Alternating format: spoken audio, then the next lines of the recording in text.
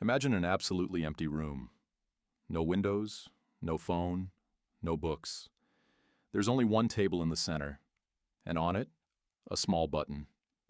You are locked in here for 15 minutes, alone with your thoughts. You have a choice. Just sit in silence, or press the button and receive a painful electric shock. Sounds like madness, right? Who in their right mind would choose pain over peace? But that is exactly what happened in 2014. Scientists at the University of Virginia conducted exactly this experiment, and the results were terrifying. 67% of men and 25% of women chose to shock themselves rather than be left alone with their own thoughts. One participant pressed the button 190 times in 15 minutes. He wasn't a masochist. He just couldn't stand the boredom. And if you think you wouldn't do the same, you are wrong. Because right now, you are pressing that exact button hundreds of times a day. For 99% of human history, boredom was our default state. Our ancestors walked for days across the savannah, sat in ambush for hours, waited for the rain to stop, and during that time, their brains consumed absolutely nothing.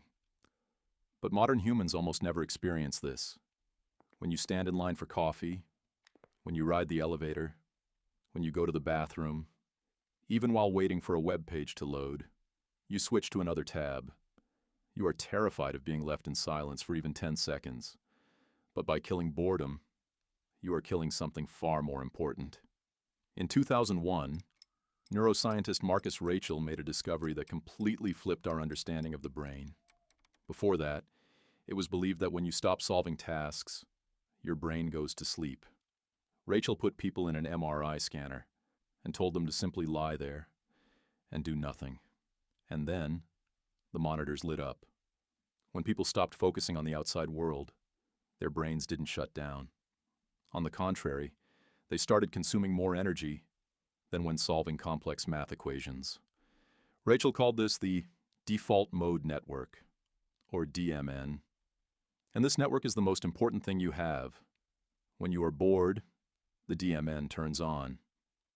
At that moment, your brain starts archiving memories. It connects the random facts you've learned throughout the day. It digests your suppressed emotions. And most importantly, it is here, in the silence of boredom, that your sense of self is born. The DMN allows you to look into the future and plan your life. All your best ideas come to you in the shower or right before sleep for a reason. Those are the only moments when you put down your phone and allow the DMN to activate. But that was only the surface. The worst is yet to come. What happens when you don't give your brain a single second of boredom? You break the self-cleaning mechanism. Information keeps pouring in by the gigabyte, but it's never sorted. Emotions are not processed. They are shoved deeper inside, and you start to feel what millions are feeling right now: an unexplainable background anxiety and total burnout. You wake up tired not because you worked hard physically.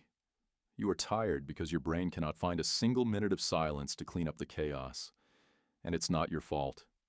It was designed this way. Let's fast forward to 2006, Silicon Valley. An engineer named Asa Raskin invents something called the infinite scroll. Before this, at the bottom of every web page, you had to click a next page button. That gave your brain a micropause, a chance to stop and ask, do I want to keep reading? The infinite scroll killed that pause. Then came the pull to refresh mechanism. Interface designers didn't pull this out of thin air. They copied it from Las Vegas casinos. It is an exact replica of a slot machine lever, an unpredictable reward, a hit of dopamine. An entire industry, the attention economy, hired the best neuroscientists in the world, not to make you happier, but to guarantee that you will never experience boredom again in your life, because a bored person is a bad consumer. A person left alone with their thoughts might start asking questions.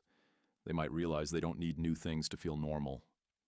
Corporations need your brain to constantly chew on cheap information, and it works. The average person touches their phone screen 2,600 times a day. We have become a generation terrified of our own minds.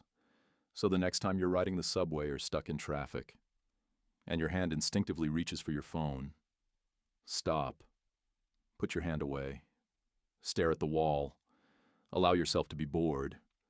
At first it will be unbearable, like an electric shock. But if you endure that moment, you will feel an old, forgotten mechanism turn on deep inside your brain. You weren't losing to yourself all this time. They just didn't tell you that. On the other side of the screen, there is someone else. Someone who is feeding on your time. Take it back.